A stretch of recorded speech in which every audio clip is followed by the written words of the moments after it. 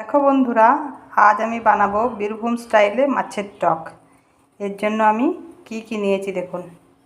এখানে 4 পিস মাছ নিয়েছি। মাছগুলোকে আমি নুন হলুদ দিয়ে মাখিয়ে রেখেছি। আর এখানে আমি একটু তেঁতুল ভিজতে দিয়েছি। এই যে আমি তেলটা গরম করতে দিয়েছি।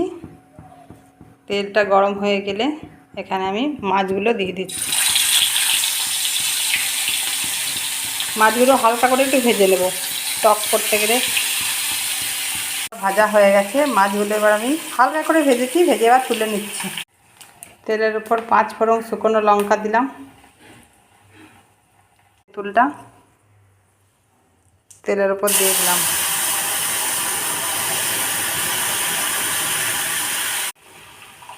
এই যে তেঁতুল জলটা দিয়ে দিলাম।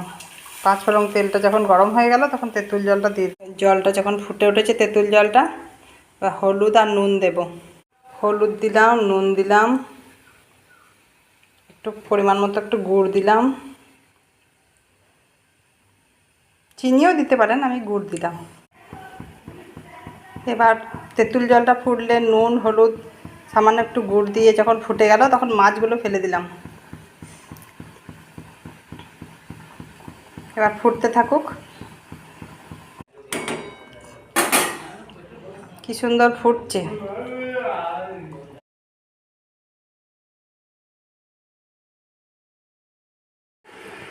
একটা লোভনীয় স্বাদে মাছের টক, দেখতে যেমন সুন্দর খেতেও তেমনি সুস্বাদু। এই মিক্সার বাটিতে একটা ভাজা মশলা তৈরি করলাম। সেটা হচ্ছে জিরে আর শুকনো লঙ্কা দুটোকে একসঙ্গে কড়াইয়ে একটু ভেজে নিলাম, দিয়ে সেটাকে মিক্সার গ্রাইন্ডারে পেস্ট করে নিলাম, গুঁড়ো করে নিলাম। নামানোর আগে এই একটু ভাজা গুঁড়ি করে রেখেছি না জিরে আর শুকনো লঙ্কা, এই ভাজা গুঁড়োটা একটু দিয়ে দিচ্ছি। ভাজা গুঁড়ো দিয়ে মাছের টক করবে, দেখবে টেস্টটা আরও দ্বিগুণ লাগবে। আমার রেসিপি যদি ভালো লাগে লাইক কমেন্ট করে শেয়ার করো।